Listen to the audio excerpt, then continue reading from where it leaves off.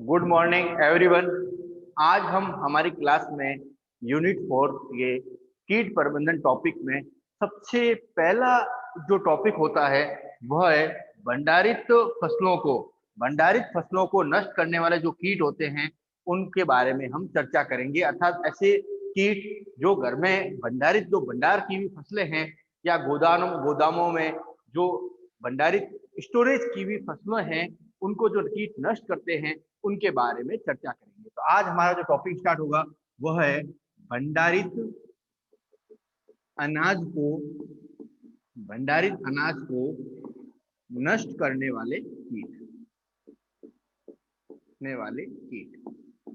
और देखिए इन कीटों की विशेषता क्या होती है कि यह कीट बड़े बड़े गोदामों में, घरों में अन्न के दानों को खाकर उसे इतना नष्ट कर देते हैं कि वह अन्न का दाना खाने योग्य नहीं रहता। सिर्फ बाहरी आवरण ही कैद रहता है, उसके अंदर मंड होते हैं, स्टार्च है, वो सभी इसको खाकर क्या कर देते हैं, नष्ट कर देते हैं।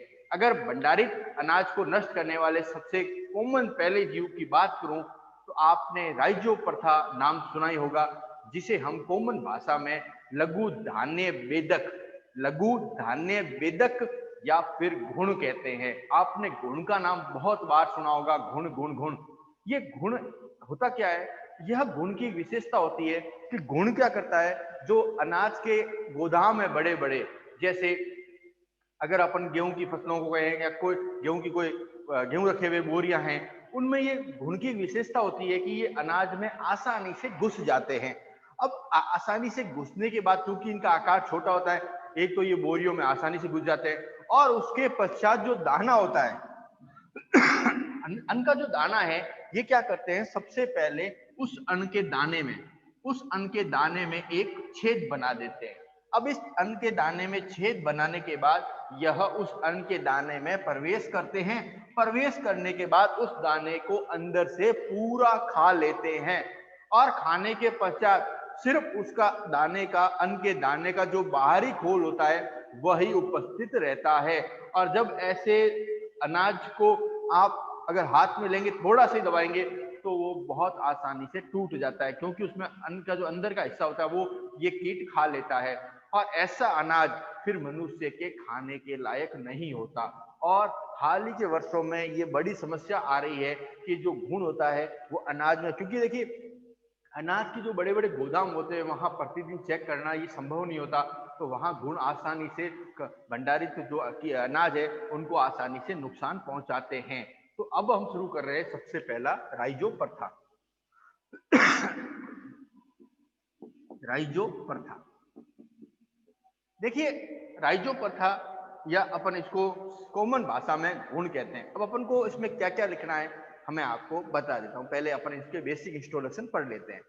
देखिए हमारा जो प्रश्न आएगा, हमारा प्रश्न इस प्रकार आता है कि भंडारित अनाज को नष्ट करने वाले कोई भी 2 नाशक कीट, कोई भी 3 नाशक कीटों के बारे में सचित्र वर्णन करो। अब जब ऐसा प्रश्न आता है तो अपन को उनमें 2-3 एग्जाम्पल लेने, उसमें उनकी वयस्क अवस्था, उसमें अंडे, लार्वा और प्यूपा, ये अपन को उसमें सारी चीज बतानी है। और कई बार विशेष रेफरेंस ये कह देते हैं कि गेहूं की फसल को नष्ट करने वाले, जो गेहूं की जो फसल भंडारित फसल उसको नष्ट करने वाले कीट या घुण के बारे में आप ज्यादातर टिप्पणी लिखिए, तो अपन उस कंडीशन में इन जीवों के बारे में लिखेंगे। अब सबसे पहले आता है इसका वर्गीकरण। देखिए ये जितने भी कीट होते हैं यह संघ ऑर्थोपेडा के सदस्य होते हैं। संघ ऑर्थोपोडा।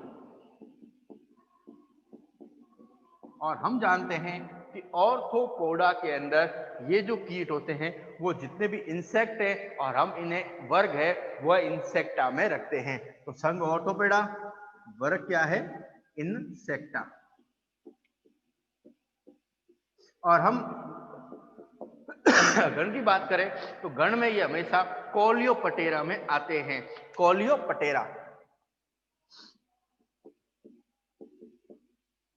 कोलियोपटेरा और वंश क्या है, वंश है राइजोपरथा। तो इसे हम कॉमन भाषा में हम घुण कहते हैं, और अगर दूसरा नाम कहें तो लघु धान्य वेदक, लघु धान्य वेदक।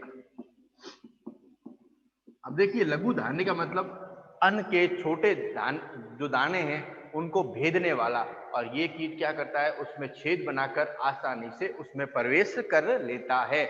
और ये ध्यान रखना, ये ज्यादातर उन फसलों को नुकसान पहुंचाता है जो बड़े बड़े गोदामों में स्टोरेज होती है, क्योंकि हम जानते हैं जो बड़े गोदाम एफसीआई के गोदाम होते हैं वहां जो अन्न के दाने स्टोरेज है, वहां ये जो भंडारित अनाज होता है वहां बार बार उसकी देखभाल करना संभव नहीं होता, क्योंकि वह कई महीनों तक अनाज है वो बोरियों में ही रहता है। और इन गुण की विशेषता होती है कि इनमें विशेष पंख पाए जाते हैं, और इससे यह आसानी से एक स्थान से उड़कर दूसरे गोदाम में पहुंचते हैं, और इनकी जो प्रजनन क्षमता अत्यधिक तेज होती है, और कुछ ही महीनों में अपनी संख्या को बढ़ा देते हैं। और जब एक जगह अनाज खत्म हो जाता है, खाने योग्य नहीं रहता, तो ये उड़कर दूसरे गोदाम में पहुंच जाते हैं। और एक बात ध्यान रखना, इनकी वयस्क अवस्था, इनकी लार्वा अवस्था दोनों ही अन्न के दाने को, भंडारित अनाज के दाने को अत्यधिक नष्ट करती है। तो अब इसके साथ ही टॉपिक अब हम शुरू करते हैं इसके बारे में आगे चर्चा।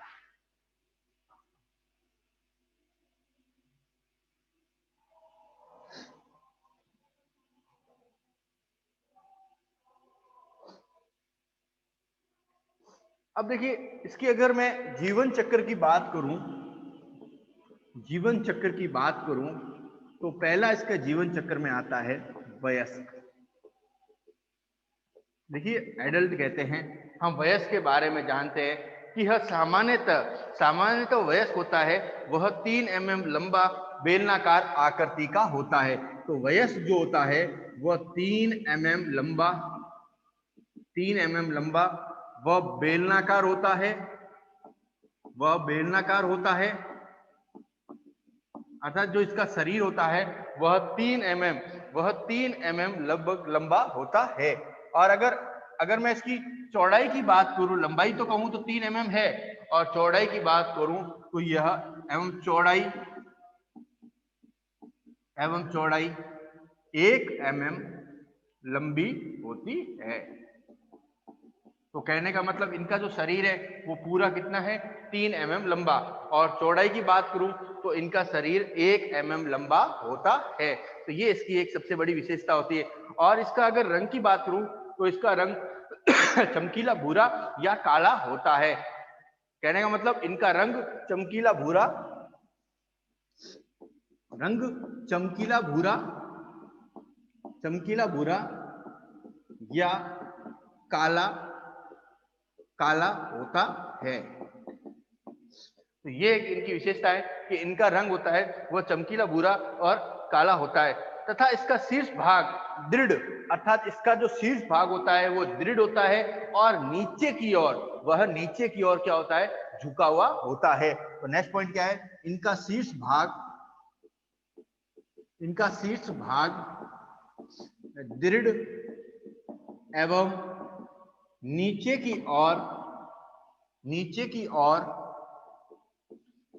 ओर झुका होता है। तो कहने का मतलब क्या है, इनका जो शीर्ष भाग होता है एक तो वो दृढ़ मजबूत होता है, और नीचे की ओर क्या होता है, झुका हुआ होता है। तो ये एक इसकी सबसे बड़ी विशेषता होती है। और इसके साथ ही इसके शरीर में जो आवरण है वो क्या होते हैं, कठोर एंटीनी खंडों में, अर्थात एंटीनी जो खंड होते हैं उनमें इसका शरीर क्या होता है, विभाजित होता है। तो कठोर जो एंटीनी खंड होते हैं उनमें इनका शरीर क्या है, विभाजित होता रहता है। ये इसकी सबसे बड़ी विशेषता होती है। और नर और मादा में बाह्य आकृति के आधार पर, अगर हम बाह्य आकृति के आधार पर हम नर और मादा की पहचान नहीं कर सकते, क्योंकि दोनों की ही आकृतियां क्या होती है, समान होती है। और इनमें 2 जोड़ी पंख और चबाने के मुखांग पाए जाते हैं। इनमें ध्यान रखिएगा, इस जो वयस्क होता है उसमें 2 जोड़ी पंख एवं चबाने के मुखांग पाए जाते हैं। तो इनमें 2 जोड़ी पंख और चबाने के जो मुखांग है वह इनमें पाए जाते हैं। और ये अन्न के दानों को काट कर उसमें छेद बनाते हैं। इनकी सबसे विशेषता क्या है, मैं आपको पहले बता चुका हूं कि वयस्क की कि ये अन्न के दानों में छेद बनाकर उसको बिल्कुल गोल काट कर उसमें प्रवेश करते हैं और उसे अंदर से खोखला कर देते हैं। उस कंडीशन में उसका बाहरी खोल तो रहता है, लेकिन जब इस अन्न के दाने को आप हाथ से पकड़ के दबाएंगे तो ये बिल्कुल एक पतले चूर्ण के रूप में टूट जाएगा और ऐसा जो अन्न का दाना होता है वह खाने योग्य नहीं होता है। तो वापस जीवन चक्र में वयस्क की बात करूं तो 3 mm लंबा वो बेलनाकार होता है तथा 1 mm ये चौड़ा होता है। इसका जो रंग है वह चमकीला भूरा या काला होता है। और नेक्स्ट, इसका शीर्ष भाग दृढ़ और नीचे की ओर झुका होता है। दो जोड़ी पंख और चबाने के मुखांग इनमें पाए जाते हैं। नेक्स्ट यह अन्न के दाने को छेद बनाकर उसको अंदर से खाकर खोखला कर देते हैं। ऐसा जो अन्न का दाना होता है वह खाने योग्य नहीं होता है। ये इसकी सबसे बड़ी विशेषता होती है। और इसके साथ ही इसके शरीर के अंतिम 3 खंड मिलकर एक बेलनाकार, शरीर के जो अंतिम 3 खंड है वह मिलकर एक बेलन, आपने इसकी आकृति देखी होगी, अपन बेलन किस प्रकार का होता है वैसे इसकी आकृति होती है। इसीलिए इसके शरीर के अंतिम जो 3 खंड होते हैं वह मिलकर शरीर की आकृति होती है, वह बेलनाकार आकृति का निर्माण करते हैं। तो ये इसके वयस के बारे में सामान्य चर्चा हो गई। अब आते हैं सेकंड पॉइंट है इनका, अंडे।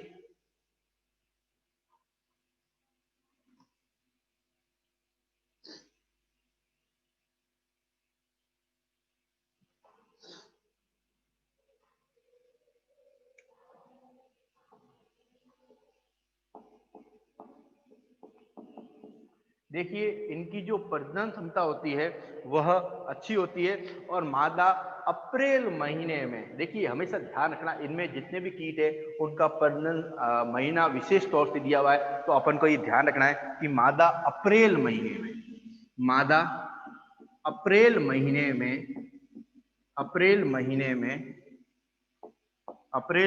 में अंडे देती है।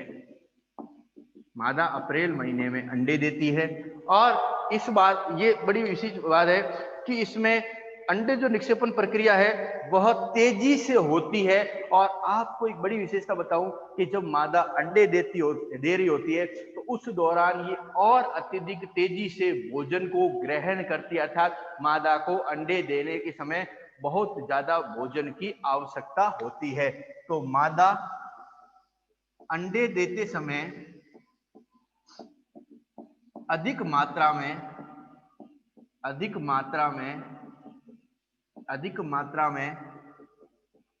भोजन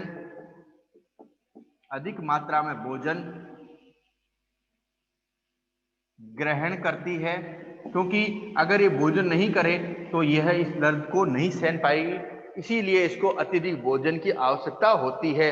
और मादा प्रतिदिन 8 से 10 अंडे, मादा प्रतिदिन, ध्यान रखिएगा, 8 से 10 अंडे देती है। तो मादा प्रतिदिन 8 से 10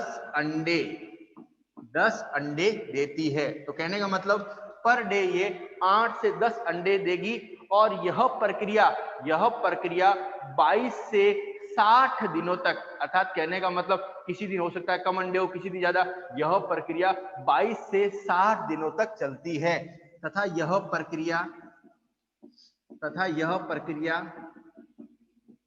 22 से 60 दिनों तक, 22 दिन भी हो सकते हैं, अधिकतम 60 दिन हो सकते हैं। तो 22 से 60 दिनों तक चलती रहती है। और अगर, अब देखिए मैंने क्या बताया, मादा प्रतिदिन 8 से 10 अंडे देगी और यह प्रक्रिया 22 से लेकर 60 दिनों तक चलती रहती है। और अगर एक अंडों की बात करें तो मादा अपने एक प्रजनन काल में लगभग 550 अंडे देती है। तो नेक्स्ट विशेषता क्या है, मादा कुल 550 अंडे, लगभग है, ध्यान रखिएगा, कुल 550 अंडे देती है। तो ये इसकी सबसे बड़ी विशेषता है कि मादा कुल 550 अंडे देती है। और मादा क्या करती है, अंडे एक एक करके जो छिलके होते हैं, अन्न के जो छिलके होते हैं, उन पर एक एक अंडा रखकर एक के ऊपर एक एक अंडा रखती है और इन अंडों को उन छिलकों से आवृत कर देती है। तो कहने का मतलब कोई भी छिलका है, कोई भी छिलका जो होता है उस पर क्या करती है, मादा बारी बारी अंडे देती जाती है और बाद में इसको आवृत कर देती है, जिससे क्या हो, अंडों की सुरक्षा हो जाए। और एक जो अंडा होता है वो मादा का, वो लगभग 0.7 mm लंबा,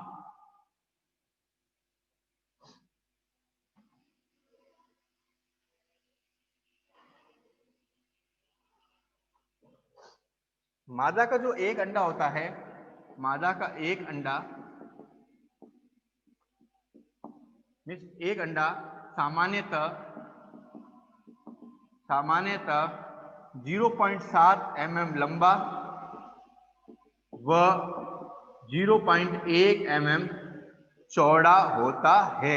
मीन्स इतना ये सूक्ष्म आकार का अंडा होता है। इस कारण ये जब इनको छिलकों में अंडों को देखती है तो इन्हें आसानी से पहचाना नहीं जा सकता। और लगभग ये अंडा जो होता है वो एक सिरे पर नुकीला होता है जबकि दूसरे सिरे पर चौड़ा होता है। तो क्या है, अंडा, अंडे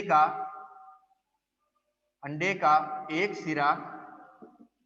सिरा नुकीला जबकि दूसरा सिरा चौड़ा होता है। तो ये इनके सबसे बड़ी विशेषता होती है। अब देखिए, अंडे देने के कुछ दिन पश्चात इन अंडों से स्फुटन होगा।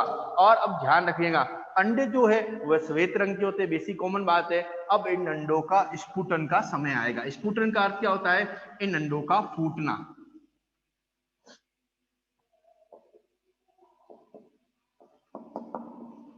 अब है अंडों का स्फुटन। अब देखिए, स्फुटन होता है वो हमेशा एक ताप नियंत्रित प्रक्रिया होती है और लगभग 3 से 7 दिन में संपन्न होती है। अब इसका कहने का क्या मतलब है कि जो अंडों के जो स्फुटन की प्रक्रिया है वह ताप नियंत्रित, अर्थात अगर एक नॉर्मल 20 से 25 डिग्री टेम्परेचर होगा तो ये लगभग 5 से 7 दिन में पूर्ण हो जाएगी। लेकिन अगर टेम्परेचर ज्यादा हो जाता है तो उस कंडीशन में क्या होगा, यह प्रक्रिया हो सकता है कुछ देर के लिए धीरे भी पड़ सकती है और अगर टेम्परेचर कम हो गया तो ये दिन में घट भी सकते हैं। तो ये क्या है, स्फुटन क्या है, सामान्यतः यह ताप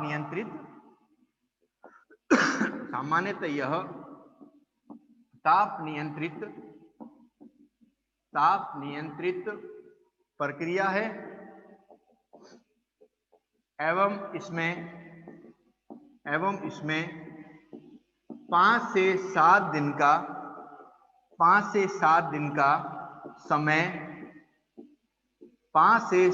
का समय लगता है।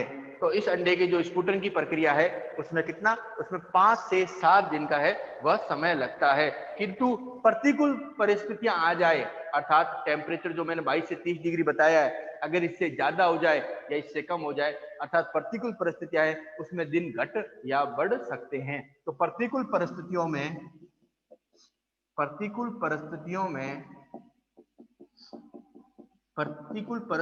में यह दिन अधिक या कम हो सकते हैं। अब प्रतिकूल परिस्थितियों में घटने का मतलब क्या है, कभी टेम्परेचर बहुत ज्यादा हो जाए या बहुत कम हो जाए तो उसमें क्या होगा, दिन बढ़ या घट सकते हैं। और लगभग इस अंडों से 8 या 5 से 7 दिन पश्चात इन अंडों से लार्वा बाहर निकलते हैं और ये जो लार्वा है वो अंडे के खोल में अपने मुखांगों की सहायता से एक छेद बनाकर, अर्थात अंडे के जो खोल होता है इसके पश्चात यह लार्वा अंडे के खोल में अपने मुखांगों की सहायता से छेद बनाकर छेद बनाकर बाहर बाहर निकलते हैं। तो ये जो लार्वा है ये अंडे में छेद बनाकर बाहर निकलते हैं। अब जैसे ही अंडों से बाहर निकलेंगे स्फुटन प्रक्रिया संपन्न हो जाएगी। तो वयस्क अवस्था हो गई, फिर अंडे हो गए, तीसरा हो गया स्फुटन अवस्था। अब स्फुटन अवस्था में समझ लिया कि ताप नियंत्रित प्रक्रिया 5 से 7 दिन का टेम्परेचर, 7 दिन का टाइम लगेगा और टेम्परेचर लगभग 22 से 30 डिग्री का होता है। प्रतिकूल परिस्थितियां आई तो ये दिन घटे या बढ़ सकते हैं। और जैसे अनुकूल परिस्थितियां हैं, लार्वा अपने मुखांक की सहायता से अंडे से छेद बनाकर बाहर निकल जाएगा। अब इसके बाद नेक्स्ट स्टेज आती है लार्वा। आपकी वो प्रश्न है तो आप पूछते रहेगा।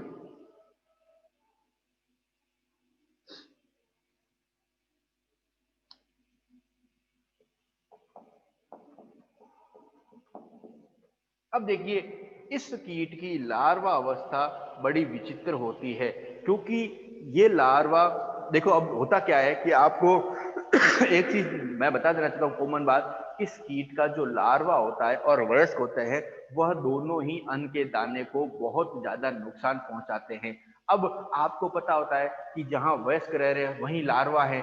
अब होता क्या है कि जहां वयस्क ने अन्न के दाने को खाकर खोखला कर दिया है वहीं ये लार्वा है। अब लार्वा धीरे धीरे करके क्या आता है, निरंतर गति करता रहता है और गति करता हुआ आटे में बढ़ता अर्थात चूर्ण है उसमें बढ़ता जाता है और किसी ऐसे दाने में छेद करके प्रवेश कर लेता है और फिर क्या करता है, उसको अंदर से बिल्कुल मंडे उसको भोजन के रूप में खाता रहता है। तो कहने का मतलब क्या है, मैं वापस रिवाइज करा रहा हूं कि प्रारंभ में जैसे ही अंडे से लार्वा बाहर निकलेगा वो क्या करेगा, धीरे धीरे भोजन की तलाश करेगा। क्योंकि देखिए भोजन की तलाश का मतलब क्या है, कुछ ऐसे दाने होंगे जिसको वयस्क ने खा लिया है, ये धीरे धीरे रेंग कर उन चूर्ण जो अन्न के दानों का चूर्ण है उसके ऊपर से रेंगता हुआ ऐसे भोजन की तलाश करेगा, दाने की तलाश करेगा जिसको अभी खाया नहीं गया है। फिर जैसे ही ऐसा इसको दाना मिल जाएगा ये उसमें छेद बनाकर उसमें प्रवेश कर लेगा और उसमें से जो स्टार्च होते हैं या मंड होती है उसको भोजन के रूप में क्या करेगा, ग्रहण करेगा। इस दौरान लार्वा लगभग 4 से 5 बार अपना निर्मोचन करता है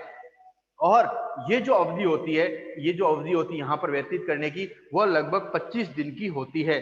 25 दिन की अवधि होती है, लेकिन कब, जब 37 डिग्री टेम्परेचर हो और अगर टेम्परेचर 23 डिग्री घट जाता है तो यह अवधि 54 दिन की हो जाती है। तो कहने का मतलब क्या है, लार्वा लार्वा लार्वा वयस्क द्वारा खाए गए अन्न के चूर्ण के ऊपर से रेंग कर किसी नए अन्न के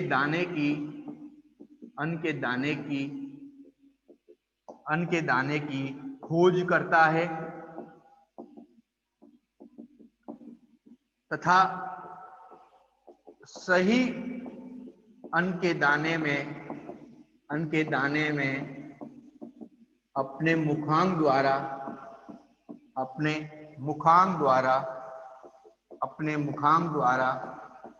छेद बनाकर उसमें प्रवेश करता है एवं अन्न के दाने से भोजन प्राप्त करता है। और अब भोजन प्राप्त कर रहा है, इस दौरान यह 4 से 5 बार निर्मोचन करता है। तो नेक्स्ट क्या है, इस दौरान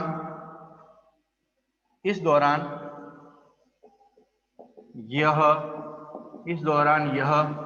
4 से 5 बार निर्मोचन करता है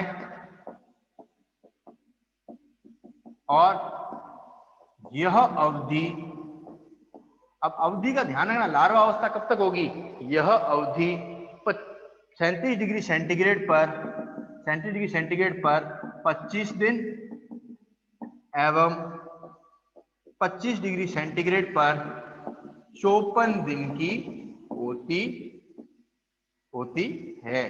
तो ये इसकी लार्वा अवस्था पूर्ण हो जाती है। लार्वा अवस्था के पश्चात यह प्यूपा अवस्था में, ये ध्यान रखिएगा, यह लार्वा अवस्था के पश्चात, अर्थात ये लार्वा का जो मैंने डायग्राम बनाया है, ये इस प्रकार का लार्वा होता है। ये लार्वा क्या करता है, निरंतर रेंग कर, क्योंकि अभी पंख विकसित नहीं हुए, तो रेंग कर भोजन के अन्न के दानों को बार बार खाता है। और लगभग 37 डिग्री सेंटीग्रेड पर टेम्परेचर में 25 दिन और लगभग 25 डिग्री सेंटीग्रेड पर 54 दिन की इसकी अवस्था होती है। और इसके पश्चात यह प्यूपा में परिवर्तित हो जाता है।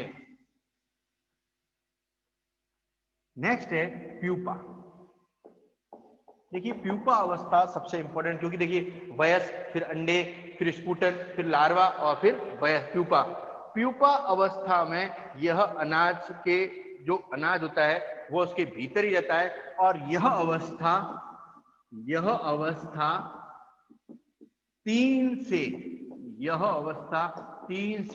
7 दिन की, यह अवस्था 3 से 7 दिन की होती है। लेकिन यह भी ध्यान है, टेम्परेचर अकॉर्डिंग अगर टेम्परेचर घट बढ़ गया तो यह अवस्था बढ़ सकती है। और एक ग्रीष्म काल से अंडे से वयस्क बनने में, ध्यान रखिएगा, अगर टेम्परेचर सही है, ग्रीष्म काल में, मीन्स गर्मियों के मौसम में, ग्रीष्म काल में अंडे से वयस्क बनने में 30 से 40 दिन का समय लगता है। 30 से 40 दिन का इसमें क्या होता है, समय लगता है। और वयस्क अवस्था में यह 40 से 80 दिनों की रहती है। अर्थात वयस्क अवस्था होती है वह 40 से 80 दिनों की होती है। और उसके पश्चात यह अपना प्रजनन प्रारंभ कर देता है। और ये ध्यान रखिएगा, नर का जो जीवन काल होता है वह मादा से ज्यादा होता है। तो वयस्क अवस्था होती है, वयस्क अवस्था 40 से 80 दिन की होती है, 80 दिन की होती है। और ये ध्यान रखिएगा कि नर की जो उम्र होती है वह मादा से ज्यादा होती है। और एक बात और नोट कर लेना कि एक वर्ष में इनकी लगभग 5 पीढ़ियां आ जाती है। अर्थात एक साल के अंदर ये 5, एक बच्चा हुआ, फिर वो बच्चा, फिर बच्चा, ऐसे करके इनकी 5 पीढ़ियां एक वर्ष में आ जाती है। तो ये इसकी सबसे बड़ी विशेषता होती है। तो हमने क्या क्या पढ़ा, हमने पहले वयस्क पढ़ा, फिर अंडे पढ़े, फिर स्पूटन पढ़े, फिर हमने लार्वा पढ़ा और फिर हमने इसका प्यूपा अवस्था पढ़ी। अब हमारा जो लास्ट पॉइंट है वह है सती। नुकसान कैसे पहुंचाता है।